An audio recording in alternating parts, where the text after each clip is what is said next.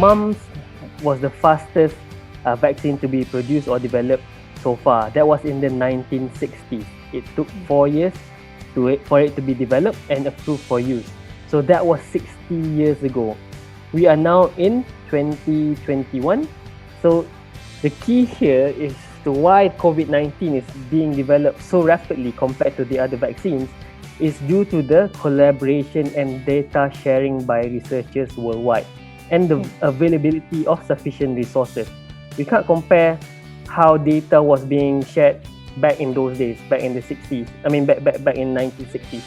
So now we have all these resources in hand and people share it freely.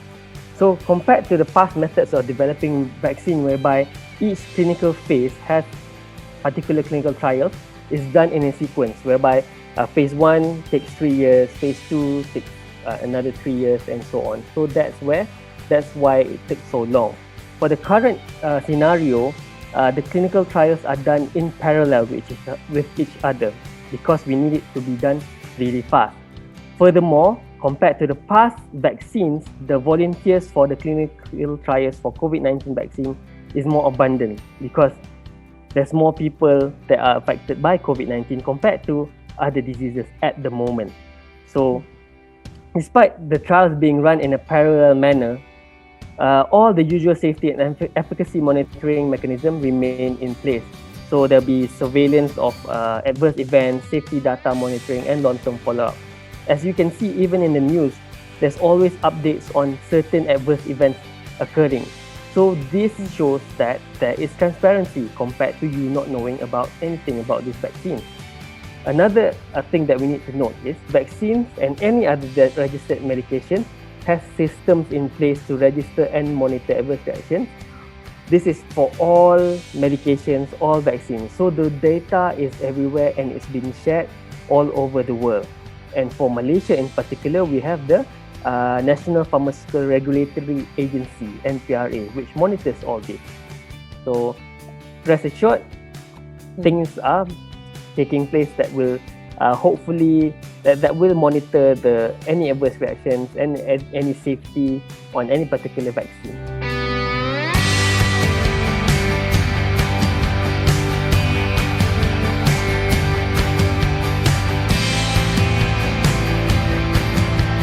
Vaccine is for prevention.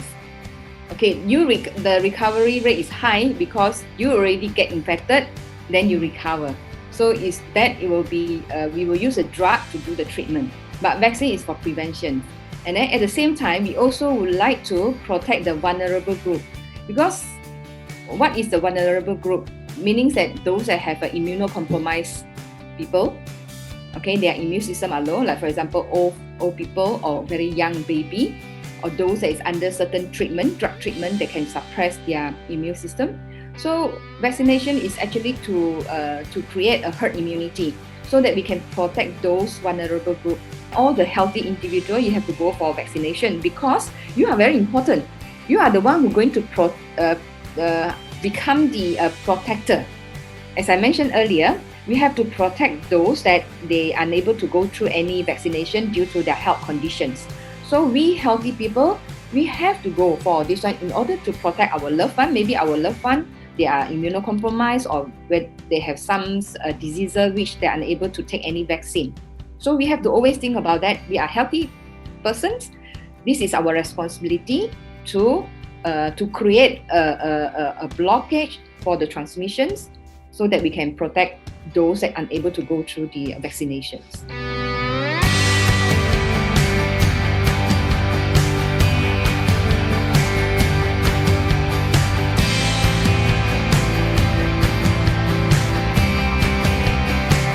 Ideal world, you would want to have your own choice of which one of the vaccine you would want to take based on your choice.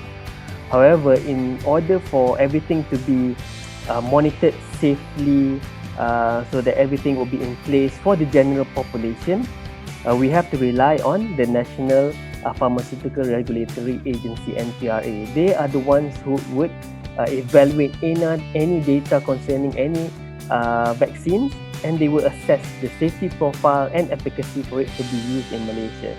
So at this point in time, there is no concrete information on which particular vaccine will be used for the general population. There's talk here about Pfizer, there's talk here about Moderna. So there's no concrete answer or plans at the moment.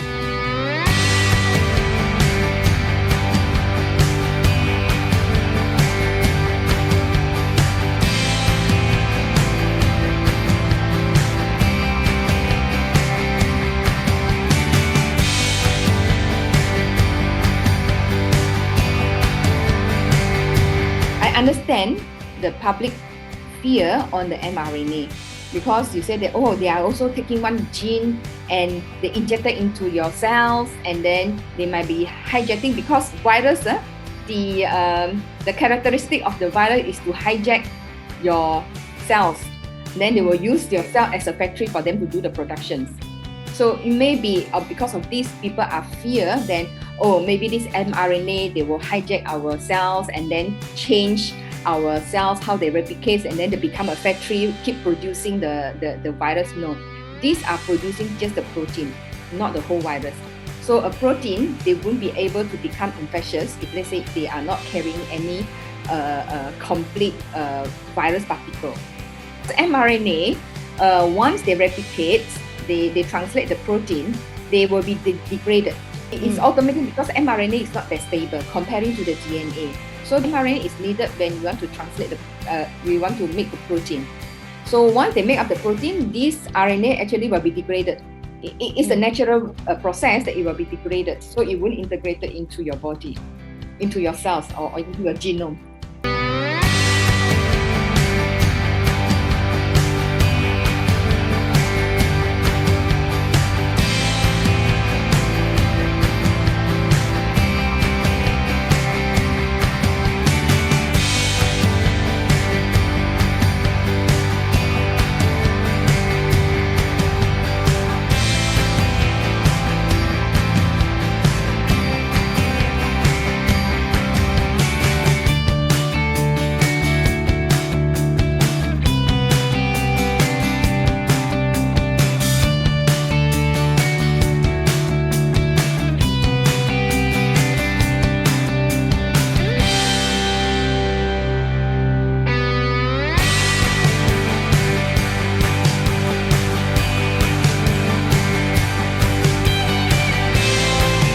The reasoning for it is because we look at the cost or risk and benefit.